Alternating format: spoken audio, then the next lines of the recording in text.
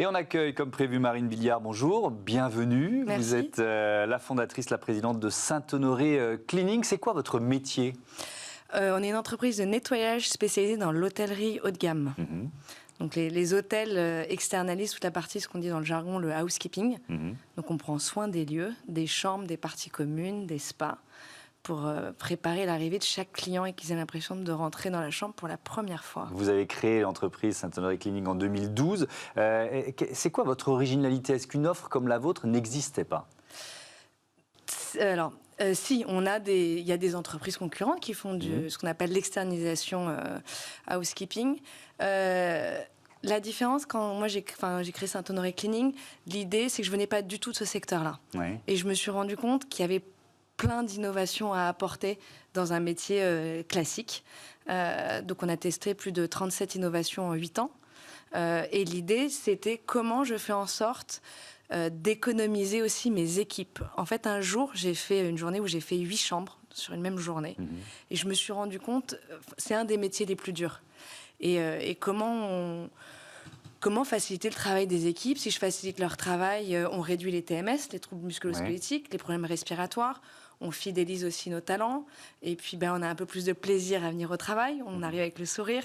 Donc, en fait, c'est tout un écosystème où on a été, pour répondre à votre question, on est innovant et on nettoie sans produit. Ouais. Oui, alors il y a cette dimension, il y a la dimension écologique qui est ultra importante. Faut en dire un mot. Ouais. C'est quoi les outils ? J'ai vu vapeur sèche et eau ozonée. Vapeur sèche, eau ozonée et maintenant une nouvelle technologie qui sont des microfibres à mémoire avec des fibres d'argent.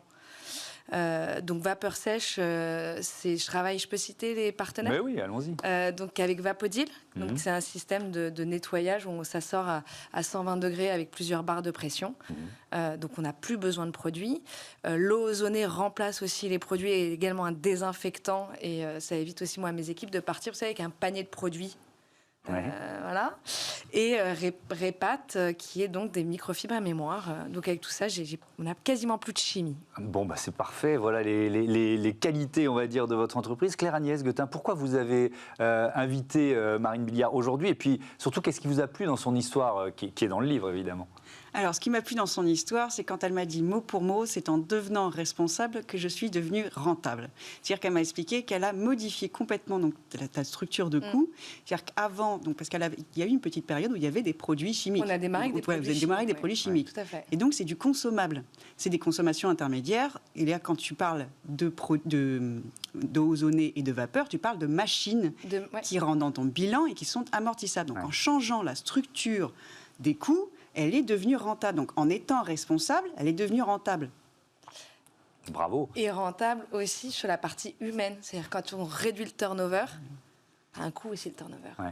Mais oui. Est-ce que la résilience, la capacité de se réinventer après un choc fait partie aussi des points communs des chefs d'entreprise que vous avez rencontrés ? Absolument. C'est exactement ce qu'ils m'ont tous dit. C'est qu'en fait, quand on prend soin comme ça de toutes ces parties prenantes, ils sont avec nous en cas de coup dur, comme j'expliquais tout à l'heure.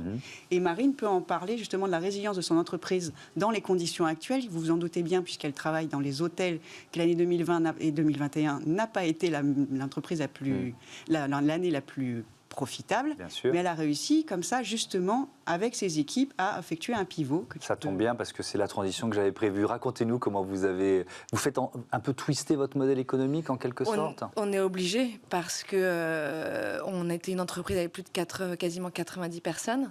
80% sur le marché hôtelier. Et on sait qu'a priori, ça va parvenir 2021 et pas OK. 2022 ne semble pas non plus très glorieux. Donc l'idée, c'est de garder notre cœur de métier sur l'hôtellerie. Cependant, c'est d'aller se spécialiser et d'essayer de garder aussi une partie des effectifs sur d'autres métiers. Donc là, on intervient sur le nettoyage des lustres en hauteur.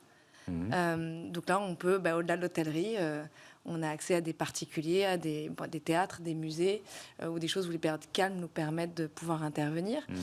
Et l'autre modèle aussi, c'est de se dire, j'ai des compétences qui sont des profils des managers en hôtellerie.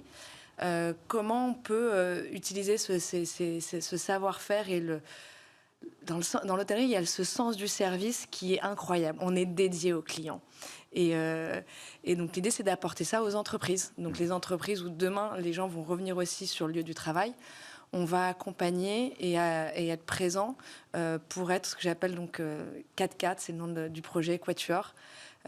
Gérer l'accueil des clients, des collabs, simplifier le quotidien en gérant tout ce qui est aussi les services généraux, les events, tout ça. Ouais.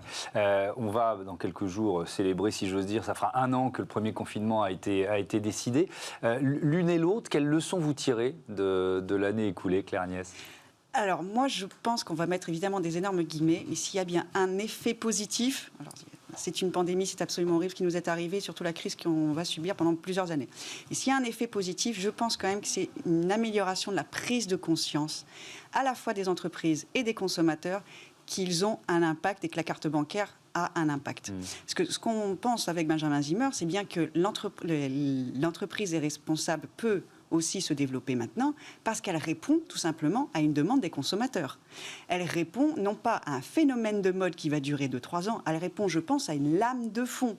C'est vraiment tous les consommateurs, alors tout peut-être pas, mais en tout cas la partie des consommateurs qui commencent à prendre conscience de l'impact de leur achat augmente. Et je pense que c'est ce qu'on a vu cette dernière année. Et vous diriez quoi, peut-être pour se focaliser sur l'industrie du tourisme, elle est forcée de se réinventer après cette crise ? Et jusqu'où ? C'est un vrai sujet, ça pourrait être un sujet de thèse. Ouais. Il y a ceux qui disent ça va redémarrer comme avant, et donc attendons que ça passe et puis on repartira à fond, et puis ceux qui disent non, il faut qu'on se réinvente de toute façon. Non, je pense que je pense que tout entrepreneur qui est dans une période qui chahute fort aujourd'hui, on est tous en train de se réinventer. On a le temps, d'une certaine manière aussi l'obligation, donc on sort de notre zone de confort. Et je pense que les hôteliers sont aussi en train de se réinventer. Là, on a un hôtel qui est en ouverture, on nettoie avec notre technique de Vapodil. Ouais. On se rend compte que les clients, avant, ne faisaient pas du tout attention. Aujourd'hui, ils voient que voilà, on a une technique de nettoyage qui, en plus, est écologique, donc ça interpelle. Oui, je pense qu'on va être obligé de se réinventer et d'apporter un nouveau service aux clients. Regardez ce qui s'est passé à la Saint-Valentin, c'était merveilleux, les hôtels dans les étages. Et à une époque, on ne serait jamais permis de dire, parce que c'était de la logistique, ça avait un coût, il y avait des choses qui faisaient qu'on ne s'autorisait pas non plus. Claire Agnès Guettin, je voudrais qu'on parle du financement des entreprises pour terminer. Il nous reste 3 minutes. Est-ce que vous pensez que la finance responsable, ça va devenir la nouvelle norme ? Je le souhaite. Du plus profond de mon cœur. Parce qu'aujourd'hui, ça pèse encore très peu, mais ça se développe très fort. Exactement, voilà, ça va très vite. Donc je pense, oui, parce que les entreprises vont avoir besoin de plus en plus de financement tout en étant responsables. Et les fonds, je pense qu'ils ont commencé à répondre à cette demande. Donc oui, ça commence vraiment. Et puis il y a plusieurs formes. Dans le livre, on a mis 2 formes de financement. Une plateforme collaborative avec l'ITA et un fonds à impact avec les Alter Equity. Les fonds à impact sont en train de se développer, j'en suis absolument persuadée.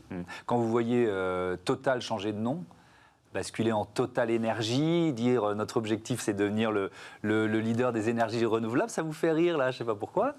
il y a de l'understanding, qu'est-ce que vous fait rire ? Répondre. Vous voulez pas répondre sur le changement de nom de Total ? C'est intéressant.